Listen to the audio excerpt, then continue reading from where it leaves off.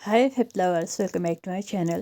Video को start करने से पहले अगर अभी तक आपने किसी ने मेरे चैनल को सब्सक्राइब नहीं किया है तो प्लीज़ चैनल को सब्सक्राइब, वीडियो को लाइक और नीचे कमेंट करते हुए ज़रूर बताइएगा कि आज का ये पार्ट आप लोग कैसा लगा।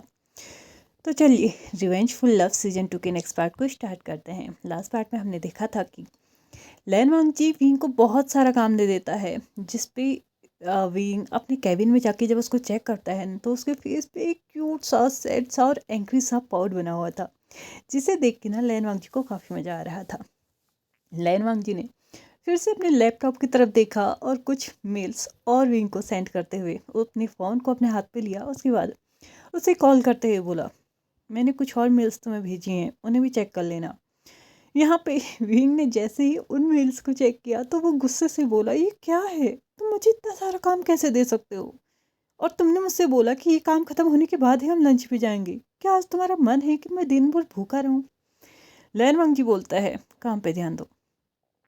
उसने इससे ज़्यादा ना बोला ना इससे ज़्यादा सुनने की कोशिश की और डायरेक्टली कॉल को कट कर दिया। विंग अपने फ़ोन को थोड़ा ज़ोर से टेबल पर रखते हुए बोलता है, ये इंसान क्या है, इतना सारा काम। आह, इससे अच्छा होता कि मैं इससे कभी बोलता ही नहीं कि हम दोनों एक साथ लंच करेंगे, एटलीस्ट मैं खाना तो खा सकता था। वो बड़बड़ाए जा रहा था। हालांकि लैन वांगजी यहाँ से कुछ सुन नहीं पा रहा था कि वो क्या बड़बड़ा रहा है, लेकिन फिर भी उसके फेस पे जो एंग्री सा पाउट बना हुआ था गुस्से की वजह से, जो उसके हल्के हल्के से फेस पे रेडनेस आने लगी थी ना, ये देख के लैन वांगजी को काफ़ी मज़ा आ रहा था।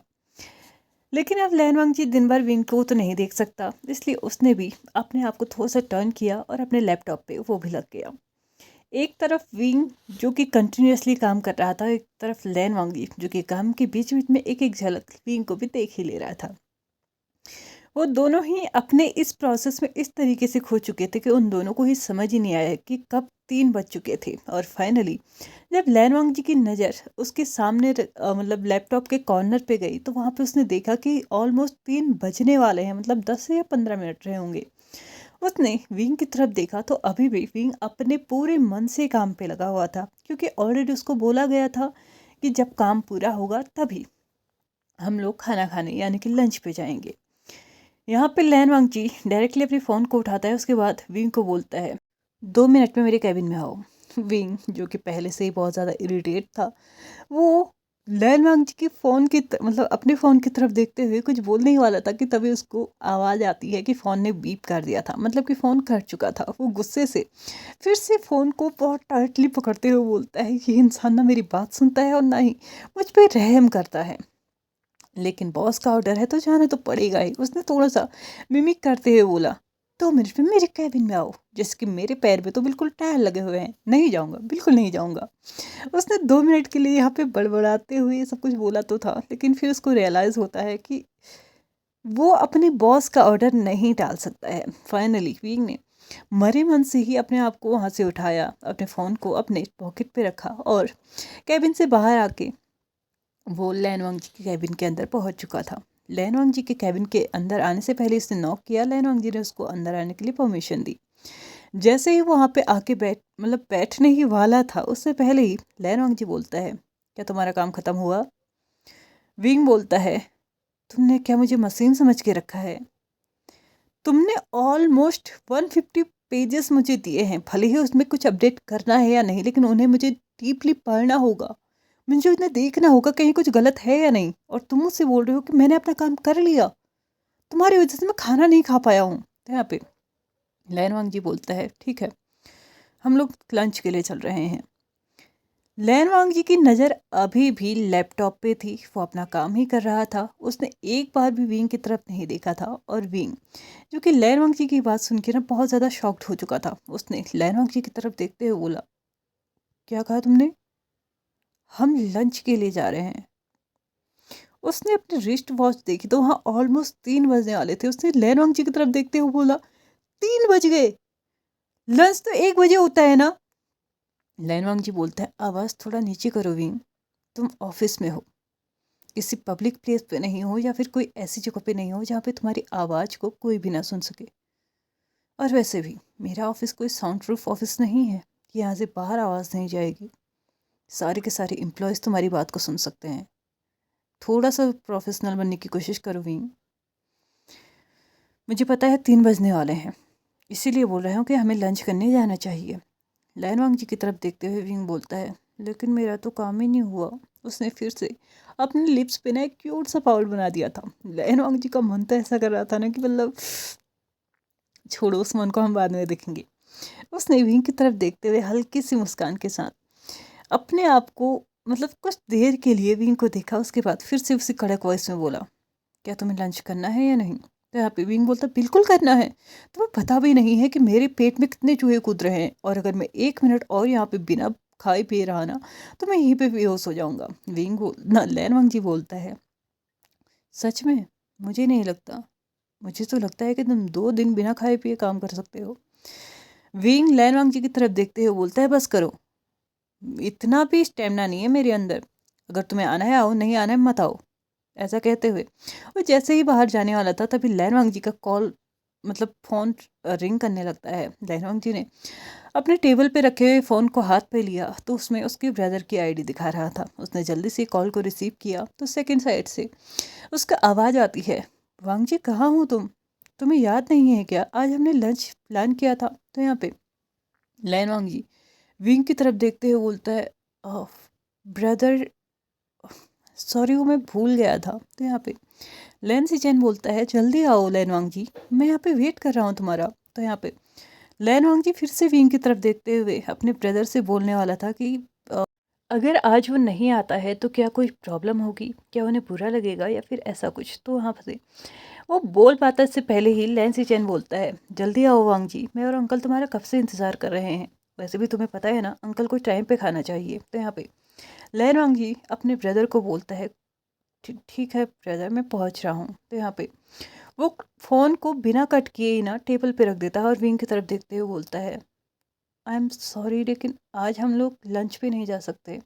एक्चुअल में मैं भूल चुका था कि मैंने ऑलरेडी लंच प्लान करके रखा हुआ अपनी फैमिली के साथ। तो यहाँ पे विंग एक हल्की सी मुस्कान के साथ, हालांकि उस मुस्कान में एक डिसअपॉइंटमेंट साफ जाहिर हो रहा था, साफ दिख रहा था, लेकिन फिर भी वो उस मुस्कान के साथ लैनवांग जी को बोलता है, कोई प्रॉब्लम नहीं है, अपनी फैमिली के साथ लंच करना भी बहुत अच्छी बात है। इवन तुम्हें तो और भी ज़्यादा टाइम निकालना चाहिए उनके लिए। तो यहाँ पे लैनवांग जी विंग के साथ मतलब विंग से वही सेम टोन में रिप्लाई करते हुए बोलता है, थैंक यू, लेकिन हम फिर कभी पक्का लंच पे चलेंगे।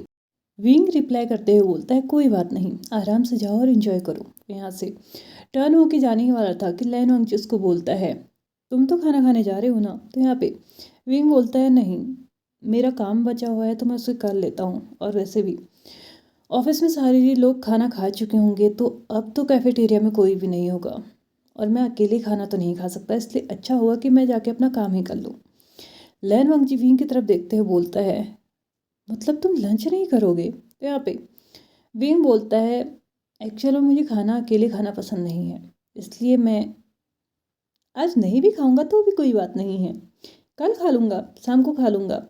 ऐसा कहते हुए वहाँ से जा ही रहा था कि तभी लैनवांग जी का फिर से फ़ोन बजता है और लैनवांग जी उसको उठाते हुए बोलता है, हाँ भाई, मैं बस निकल रहा हूँ। तो यहाँ पे लैनसिशियन वी लैनवांग जी से बोलता है, मैं कब से बोल रहा था, तुमने सुना ही नहीं। अगर विंग तुम्हारे साथ है तो उसको भी ले आओ, इसमें क्या प्रॉब्लम है। तो यहाँ पे लैनवांग जी विंग के जाते हुए फिगर को देख रहा था जो कि ऑलमोस्ट यहाँ पे डोर पे पहुंच चुका था। वो लैनवांग जी विंग को रोकते हुए बोलता है, विंग रुको। विंग अपनी ही जगह पे रुक जाता है और वो वापस टर्न होके लैनवांग जी की तरफ देखते हुए बोलता है, क्या हुआ? लैनवांग जी विंग की तरफ देखते हुए एक हल्की सी मुस्कान के साथ बोलता है, ब्रदर ने तुम्हें भी इनवाइट किया है तो हम दोनों एक साथ चल रहे हैं। विंग लैनवांग जी की तरफ देखते हुए बोलता है, तुम लोग अपना क्यों फैमिली लंच बर्बाद करोगे मेरी वजह से? प्लीज़ जाओ और आराम से लंच करो। तुम्हारे अंकल, तुम्हारे ब्रदर, एक फैमिली आराम से लंच करेगी, इसमें मेरा क्या काम है। तो यहाँ पे लैन चैन लैनवांग जी को बोलता है कि उससे फ़ोन दो। लैन चैन विंग से बोलता है, विंग ऐसा कुछ भी नहीं है, तुम भी हमारी फैमिली जैसे ही हो, और वैसे भी मुझे अच्छा लगेगा अगर तुम यहाँ पे आओगे। तो तुम्हारे आने के बाद मैंने और अंकल ने तुमसे मुलाकात भी नहीं की है। हम दोनों ही तुमसे मिलना चाहते थे लेकिन बिजी शेड्यूल की वजह से मिल नहीं पा रहे थे, तो इसकी वजह से हम लोग का मिलना भी हो जाएगा।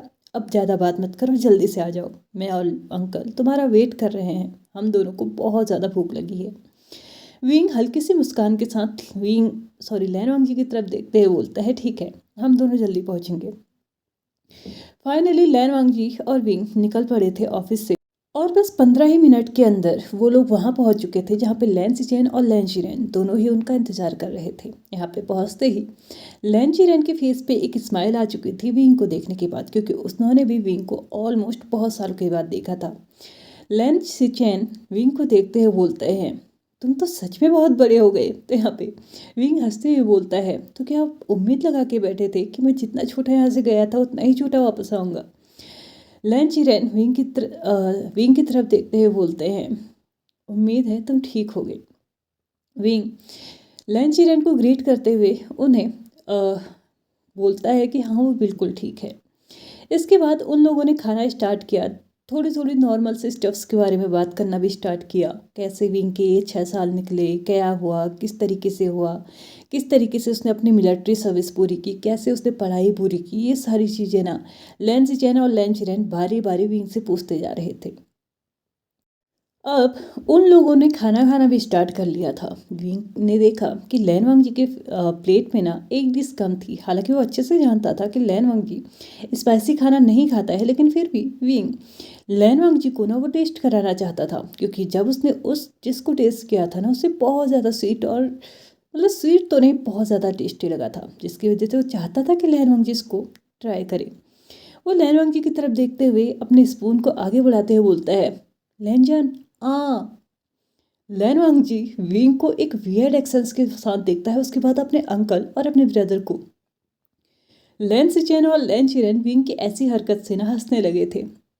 विंग अभी भी लैन वांग जी से बोलता है, क्या कर रहे हो, मुंह खोलो ना। तो यहाँ पे फिर से लैन वांग जी अपनी आंखों को बड़ी बड़ी करके ना विंग को दिखाने लगता है कि ये क्या कर रहे हो। तो तभी लैन सिचेन लैन वांग जी को टीस करते हुए बोलते हैं, वांग जी क्या कर रहे हो।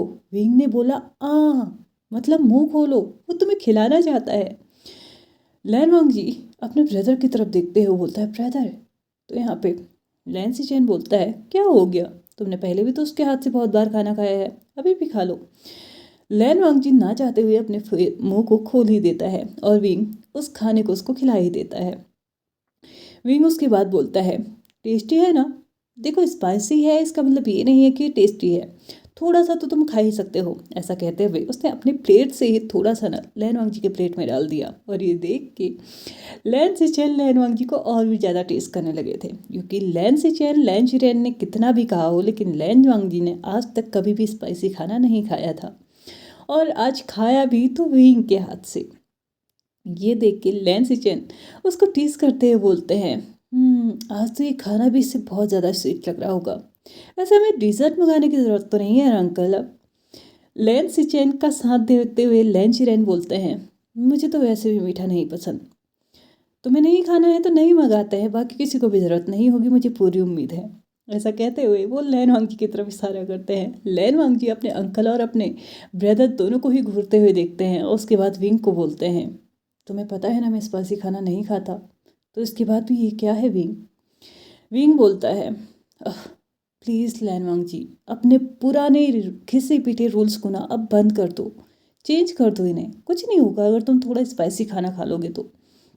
लैन वांग जी विंग के प्लेट में उस खाने को वापस डालने ही वाला था कि तभी लैन चिरेन बोलता है, वांग जी क्या कर रहे हो तुम, ये विंग ने तुम्हें दिया है और कायदे के अनुसार ही तुम्हें खाना चाहिए, अगर तुम नहीं खाते हो तो ये विंग की डिसरिस्पेक्ट होगी और तुम्हारा ऐसा करना बिल्कुल भी अच्छा नहीं होगा। लैन वांग जी अपने अंकल की तरफ देखते हुए उनको आंखों से थोड़ा सा मतलब हामी भरता है कि ठीक है वो खा तो लेगा।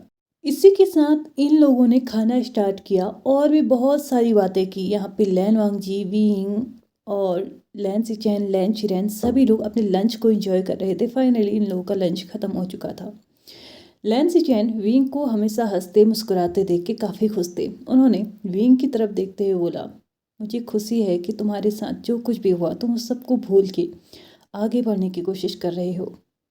पिछले बीते इस सालों में जो भी तुम्हारे साथ हुआ, अच्छा हुआ कि तुमने उसका असर अपनी लाइफ में नहीं पड़ने दिया, ये काफ़ी अच्छी बात है। तो यहाँ पे विंग का फेस एकदम सीरियस हो चुका था। वो थोड़ी देर के लिए अपने प्लेट को घूर के देखता है, उसके बाद अपने फेस पे वही स्वीट सी स्माइल लेके आते हुए बोलता है, अंकल ऐसा तो नहीं हो सकता ना कि हमारे पास्ट में जो हुआ हो वो हमारे प्रेजेंट या फिर फ्यूचर को इफ़ेक्ट नहीं करेगा। लेकिन हम अगर उसको पकड़ के बैठे रहेंगे तो हम अपने हर एक वक्त को बर्बाद करते जाएंगे। इससे तो अच्छा है कि अगर तुम्हें इतना ही चुभ रहा है ना तो बदला ले लो। उसने लैन वांगजी की तरफ देखा। कुछ पल के लिए लैन सिचैन, लैन शीरेन और लैन वांगजी स्तब्ध हो चुके थे, एकदम स्टिफ हो चुके थे। उसके बाद विंग बोलता है, और वैसे भी जो कुछ भी हुआ उसमें गलती मेरी ही थी, तो मैं किसी और को ब्लेम तो नहीं कर सकता हूँ ना। जैसे ही विंग ने ये बोला तो यहाँ पर सभी को एक रिलैक्स फील हुआ कि चलो विंग के दिमाग में कोई और बात तो नहीं है। फाइनली उन लोगों का खाना जब हो चुका था तो लैन वांगजी और विंग दोनों ही उठ के वापस अपनी कंपनी जाने वाले थे कि तभी लैन चिरेन बोलता है, वांगजी ऑलमोस्ट 4:30 तो हो ही गए हैं, अच्छा हुआ कि अब हम सभी एक साथ घर ही निकल जाएं, क्या कहते हो सिचैन? तो यहाँ पे सिचैन बोलता है, कोई प्रॉब्लम नहीं है अंकल, वैसे भी मेरी भी ऑफिस का काम पूरा हो ही गया है, और लैन वांगजी मुझे नहीं लगता कि तुम्हारा भी इतना ज़्यादा काम बचा होगा। तो यहाँ पे वांगजी बोलता है, हाँ मेरा काम तो नहीं बचा है, लेकिन फिर भी मैं अपना पूरा सामान बिल्कुल वैसे ही छोड़ के आया हूँ, तो मुझे उससे तो समेटना ही होगा ना। तो यहाँ पे लैन सिचैन बोलता है, तुम्हारे कैबिन में जाने की हिम्मत किसी की भी नहीं है, तो मुझे नहीं लगता कि तुम्हारे कैबिन में कोई जाएगा भी और कोई गड़बड़ भी कर पाएगा, इसलिए हमें लगता है कि हमें घर निकल जाना चाहिए। यहाँ पे लैन वांगजी विंग की तरफ देखते हुए बोलता है, लेकिन ब्रदर विंग मेरी कार में आया है तो वो वापस कैसे आएगा? तो यहाँ पे विंग बोलता है, तुम मेरी टेंशन मत लो, आराम से अगर तुम्हें जाना है तो तुम चले जाओ, कोई प्रॉब्लम नहीं है। वैसे भी तुम्हारी गाड़ी में आया था, इसका मतलब ये तो नहीं ना कि रोड में गाड़ियाँ चलना बंद हो गई है, मैं टैक्सी ले लूँगा। और रही बात तुम्हारी कैबिन की, तो मैं तुम्हारे सामान को जाके समेट लूँगा, टेंशन मत लो। ऐसा कहते हुए लैन वांगजी एक हल्के से मुस्कुरान के साथ विंग को थैंक यू बोलता है, और इसी के साथ विंग एक टैक्सी लेके अपनी कंपनी की तरफ निकल चुका था और बाकी सभी लोग अपने घर की तरफ।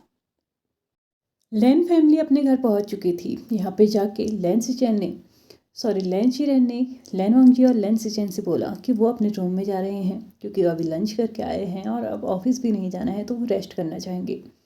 लैन वांगजी ने भी किचन में जाके अपने लिए और अपने ब्रदर के लिए कॉफ़ी बनाना स्टार्ट किया। वांगजी जब कॉफ़ी बना रहा था तो सिचैन भी वहीं पे आ चुके थे।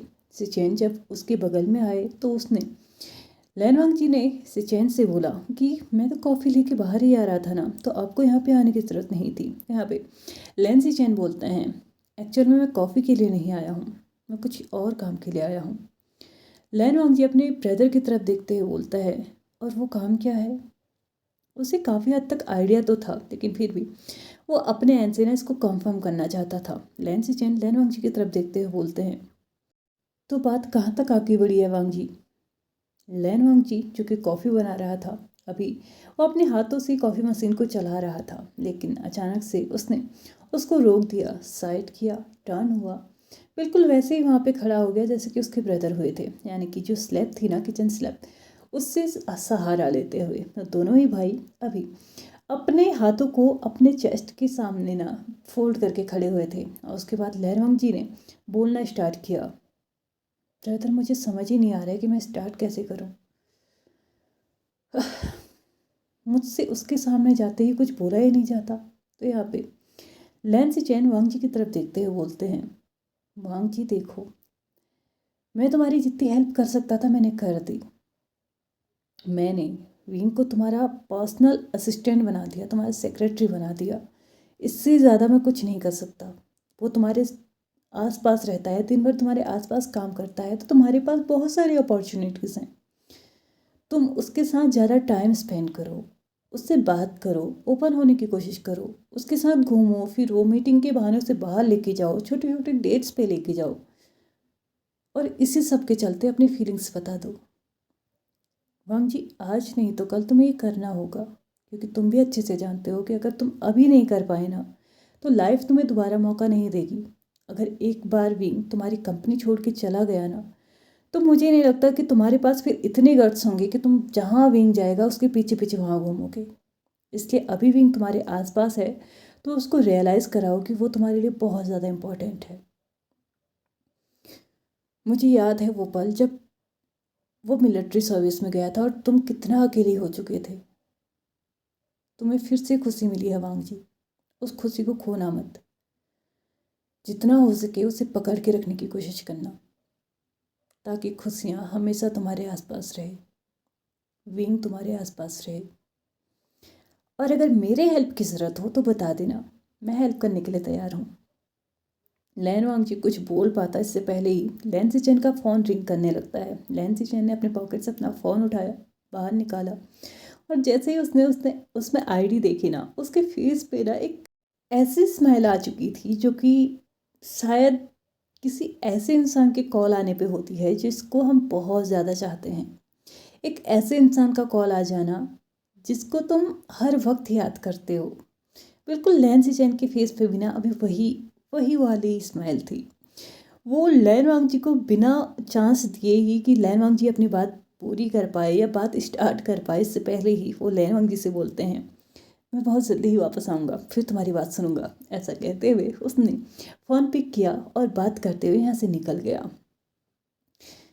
लैन सिचेन ने लैन वांगजी को आइडियाज़ तो बहुत सारे दे दिए हैं, लेकिन क्या लैन वांगजी उन पर काम कर पाएगा, ये तो हम देखेंगे आने वाले एपिसोड्स में, क्योंकि अभी मेरा टाइम है उसका इस पार्ट को यहीं पे ख़त्म करने का। तो चलिए फ्रेंड्स, आज के इस पार्ट को हम यहीं पे ख़त्म करते हैं। वीडियो पसंद आया तो please like share subscribe and comment करते हुए जाइएगा।